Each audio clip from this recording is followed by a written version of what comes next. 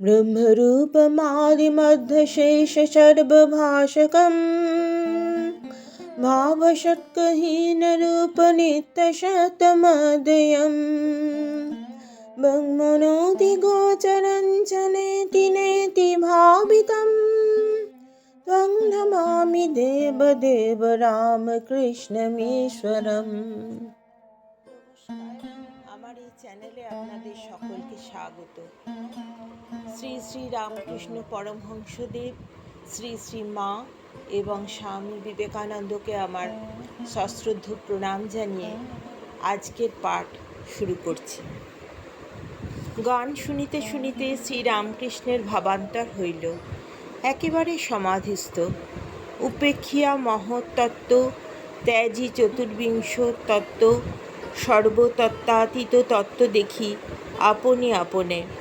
কর্মেন্দ্রিয়, জ্ঞানেন্দ্রিয়, মন, বুদ্ধি, অহংকার সমস্তই যেন মুছিয়া গিয়াছে, দেহমাত্র চিত্তপুত্তলিকার ন্যায় বিদ্যমান।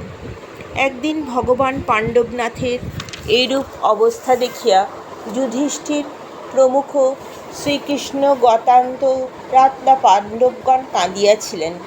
তখন আর্যকুলগৌরব ভীষ্মদেব সরসজ্জায় শায়িত থাকিয়া অন্তিমকালে ভগবানের ধ্যান নিরত ছিলেন।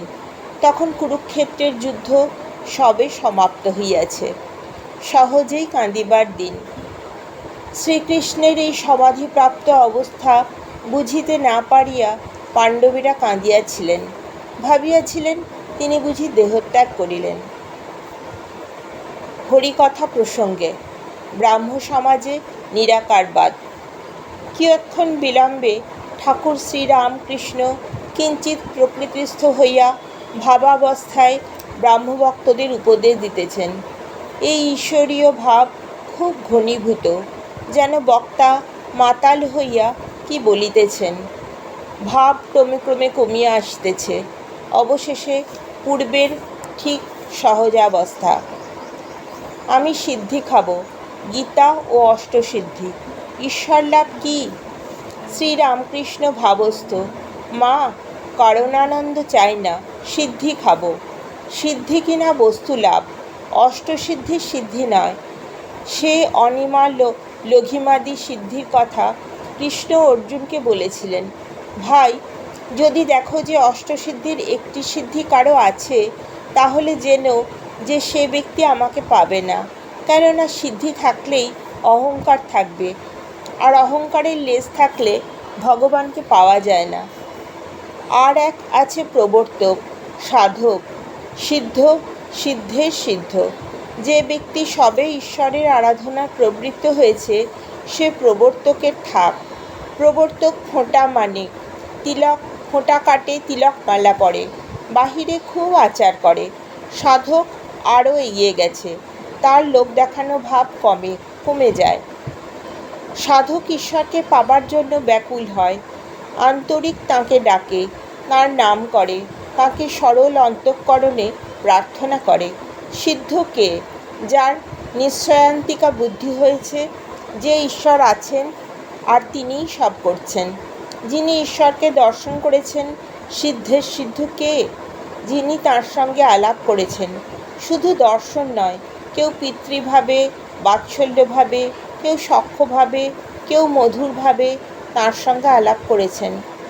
কাঠে নিশ্চিত আগুন আছে এই বিশ্বাস, আর কাঠ থেকে আগুন করে ভাত রেঁধে খেয়ে শান্তি আর তৃপ্তি লাভ করা দুটি ভিন্ন জিনিস।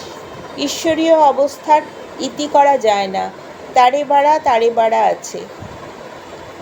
বিষয়ের ঈশ্বর, ব্যাকুলতা ও ঈশ্বর লাভ। দৃঢ় হও, ভাবস্থ। এরা ব্রহ্মজ্ঞানী, নিরাকারবাদী, তা বেশ।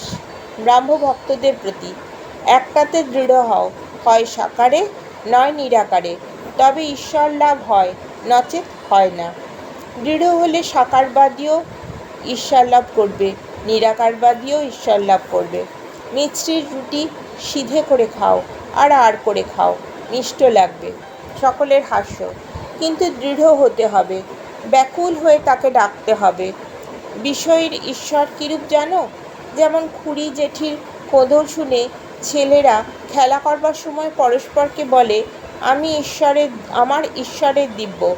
আর যেমন কোনো ফিটবাবু পান চিবুতে চিবুতে হাতে স্টিক ধরে বাগানে বেড়াতে বেড়াতে একটি ফুল তুলে বন্ধুকে বলে, ঈশ্বর কি বিউটিফুল ফুল করেছেন। কিন্তু এই বিষয়ের ভাব তৎক্ষণিক, যেন তপ্ত লোহার উপর জলের ছিটে। একটার উপর দৃঢ় হতে হবে। ডুব দাও, না দিলে সমুদ্রের ভিতর রত্ন পাওয়া যায় না, জলের উপর কেবল ভাসলে পাওয়া যায় না।